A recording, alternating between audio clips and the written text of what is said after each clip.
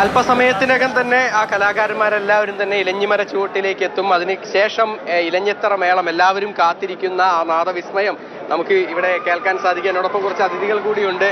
Advocate M R അഭിലാഷുണ്ട്, എന്നോടൊപ്പം തന്നെ K രാജനുണ്ട്. എങ്ങനെയാണ് ആദ്യമായിട്ടല്ലേ ഇവിടെ ഈ തവണ പൂരത്തിന് എല്ലായിടത്തും കണ്ടു? തീർച്ചയായിട്ടും ആദ്യമായിട്ടൊരു അവസരം കിട്ടിയതാണ്.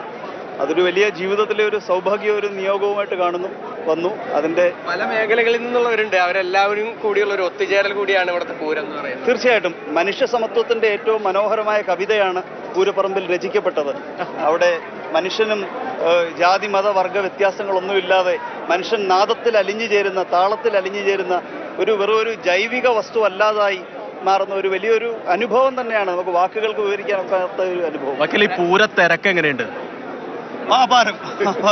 എവറസ്റ്റ് കൊടുമുടി കയറുന്ന ഒരു കടുപ്പത്തോടുകൂടിയാണ് ഇവിടെ വരെ വരാൻ കഴിഞ്ഞത്.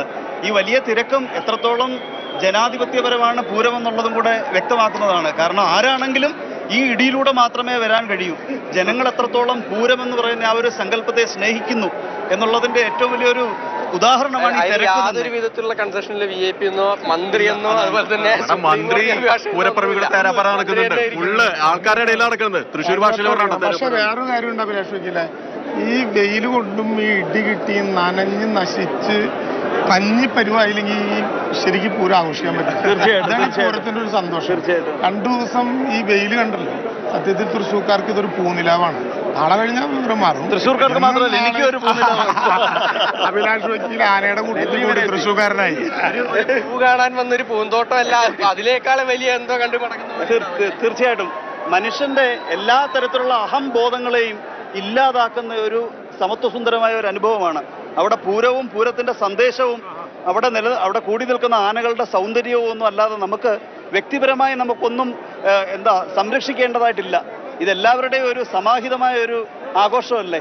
അപ്പൊ പൂരം മനുഷ്യനെ ഒന്നാക്കുന്ന ഒരു വലിയൊരു പ്രതിഭാസം തന്നെയാണ്. കാത്തിരിക്കുകയാണ് ആ ഒരു മേളം തുടങ്ങാനായിട്ട്. ഏതാണ്ട് കിഴക്കേ ഗോപുരം കടന്നു. ഞാൻ ഈ പൂരം കാണാൻ എനിക്ക് ഒരു അവസരം സിദ്ധിച്ചതിന് കാരണക്കാരൻ ഇദ്ദേഹമാണ്. വരണമെന്ന് നിർബന്ധിച്ചു, ഡേറ്റ് പറഞ്ഞു. 3-4 തീയതി രാവിലെ ഉണ്ടാകണം, 7 തീയതി പോകണമെന്ന് മാത്രമല്ല, ഈ കേസിനോട് ഞാൻ കാണിച്ച പ്രതിബദ്ധതയുടെ ഒരു അംഗീകാരമായിട്ട് തന്നെ ഇദ്ദേഹം എയർപോർട്ടിൽ ആ തിരക്കിനിടയിൽ വന്ന് എൻ്റെ കൈപിടിച്ച് എന്നെ കൊണ്ടുവന്ന് ഈ നിമിഷവും കൂടെ നിർത്തി ഈ തിരക്കിനിടയിൽ ഇതിൽ വലിയൊരു ആതിഥ്യ മര്യാദ മനുഷ്യ സംസ്കാരത്തിൽ എവിടെയെങ്കിലും കാണിക്കാൻ കഴിയുമോ എന്നുള്ളത് സംശയമാണ്. അതാണ് ഞങ്ങള് മറ്റൊരു പ്രധാനപ്പെട്ട കാര്യം. ഇപ്പൊ ആദ്യത്തെ പൂരം കണ്ടു, ഇനി എല്ലാവരും വരുമോ? ഇനി കളിക്കേണ്ട ആവശ്യമില്ല, ഇനി വരാതിരിക്കാൻ കഴിയുമോ എന്നുള്ളതാണ് സംശയം.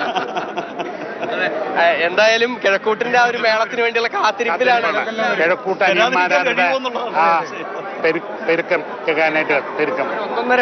ഒന്നൊന്നര പെരുക്കാണ് കാണാല്ലേ. ഇനിയിപ്പോ എന്തായാലും ഇനി നിമിഷങ്ങൾ മാത്രമേ ഉള്ളൂ. 10 മിനിറ്റിലെത്തുമായിരിക്കും അല്ലെ? 10-15 മിനിറ്റ് അല്ല. ഇപ്പൊ ഞങ്ങള് മാത്രല്ല, നീ നിൽക്കുന്ന ആൾക്കാർ 10 മണി തൊട്ട് നിന്നിട്ട് ആൾക്കാർ ചോദ്യത്തോട് ചോദ്യമാണ് എപ്പോ എത്തും.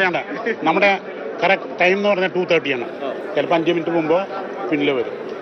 ഇത്തവണ പോലീസ് അസലായിട്ട് അറേഞ്ച്മെന്റ്സ് ഒക്കെ നടത്തിയിട്ട് എവറിത്തിങ് ഇസ് ഫൈൻ.